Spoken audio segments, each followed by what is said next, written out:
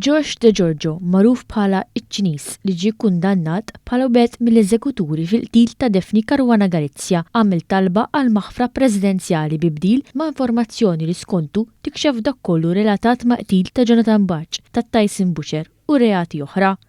Il-qtil ta' Bach li seħħ fil-Gura fl-2014 għadu mhux solvut. Fit-talba ta' De Giorgio li ġiet ippreżentata l-ġimgħa l-oħra, l-avukati tiegħu Noel Bianco u Leslie Kuxkieri qalu li għandha tingħata l-immunità għal kull reat li seta' wettaq qabel Diċembru tal-2017 waqt li hu lest jixhed fuq sensiela ta' reati li inkludu qtil u theddid bil-bombi. Fost dawn semma b'mod speċifiku li lest jagħti informazzjoni dwar qtil ta' Jonathan Bach, sit Tyson Butcher, waqt li kien fil-gallerija tar-residenza tiegħu f'Settembru ta' 11-il sena ilu. Dak iż-żmien Bach kien diġà akkużat b'attentat ta' qtil ta' Vince Muscat, il-Koħħu.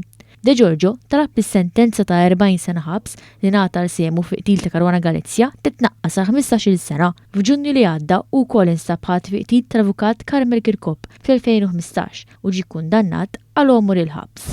Ix-xufier tat-taxi li baqa' dieħel faċċata ta' ħanut tax-xarf Santa Venera waqt li kien taħt l-effett tal-alkoħol ingħata sentenza sospiża wara li ammetta għall-akkużi miġġuba kontrih. Quddiem il-Maġistrat Victor Asha is-Somalu ta' 42 sena Abdi Salan Mohammed Abdi Tonali ngħata sentenza sa' 6 snin ħabs sospiża għal sentej filwaqt li kien ordnat taħallas multa ta' 2000 euro. Il-Maġistrat qal li b'xorti tajba ma kienx hemm faċilitajiet hekk kif huwa li x'xabnu qas taħsieb. Is-seduta fil-qorti tlieta filgħodu ngħatat bidu b'xieda mir rappreżentant ta' Elmo Insurance, il-kumpanija li magħha nxurjat il-ħanut li qalu kif il-ħsarat jammontaw għal 10,000 euro u se jitħallsu minnhom. Is-Somalu li kien rappreżentat mill-avukata Francesca Zarb bidel il-verżjoni tiegħu wara li f'seduta preċedenti kien wieġeb li mhux ħati. Il-prosekuzzjoni mmexxija mill-ispettur Nathan Buġeja rimarkat kif l-akkużat kien impjegat biex joffri servizzi ċittadini waqt li l-avukat fisem sit il-ħanut qal il-qorti li ma jemminx l-imputat kien ħaqqu sentenza priġunerija effettiva e kif se jħallas għad-danni.